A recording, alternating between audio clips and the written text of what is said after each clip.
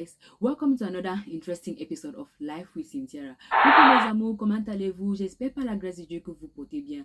Dakalomal, this is Cynthia Akum, a student ambassador at British University de Bruxelles. Please, if this is your first time joining me or if this is your first time watching any of my videos, please do not forget to hit the like button, comment and subscribe if at the end of the day you find this video interesting and educative.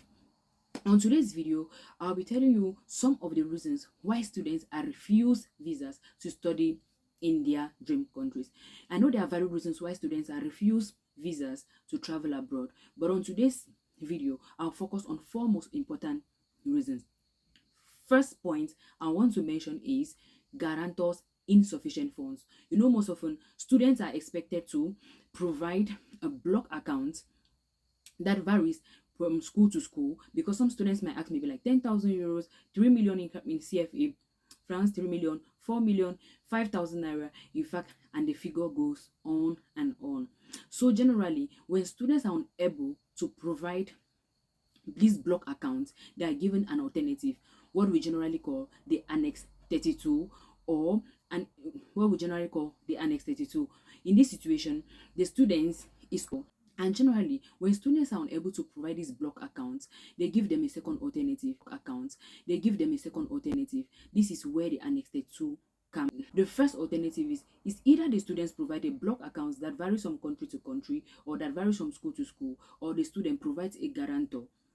This guarantor is compelled to have a certain amount of money in his bank account to be able to sponsor the student.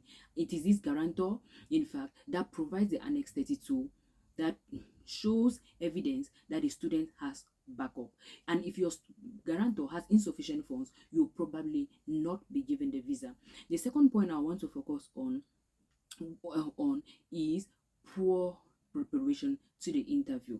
Generally, when you are applying for a visa, you're definitely called as an international student, or maybe I don't know if you're even when you're applying for your bachelor's or be it a master's program, you are expected to take an interview. Most often it is oral and written interview, and if at the end of the day you do not provide substantial reasons to the embassy to give you a visa, they will probably not give you a visa. You must tell them about your curriculum. You must have to be explicit, give them substantial reasons why they should leave you to leave your country of origin to go study abroad. So if you fail to prepare for your interview, be rest assured you will definitely not be given a visa. The third reason I want to talk about is sometimes your motivation letter. Maybe your motivation letter is not convincing enough to the embassy. They must be convinced to believe that maybe the curriculum, the program that you're going to study abroad isn't found in your country of origin. You must be explicit. Is it that your program abroad is more affordable, or is it that it's lacking in your country,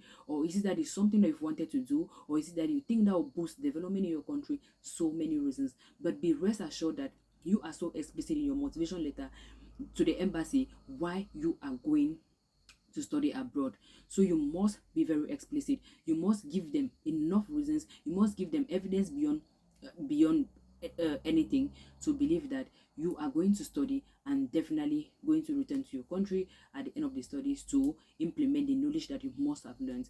The fourth reason that I want to talk about today is poor health condition. Sometimes students are refused visas at the embassy simply because their health does not permit them. Generally, in the Western world, or maybe in Europe as a whole, the weather condition is not favorable to all, and so there are certain diseases that if you have them, the embassy will definitely not give you a visa to study abroad. Sometimes for your own good, because maybe the weather conditions in your host country is not favorable, or maybe because that condition that you have or the disease you have is a contagious disease, they will definitely not give you a visa. Guys, we've come to the end of this video, and please, if you not watched the previous video that I discussed some myths surrounding international students traveling abroad, please do so and subscribe if you haven't done so. We've come to the end of the video. I hope you like it.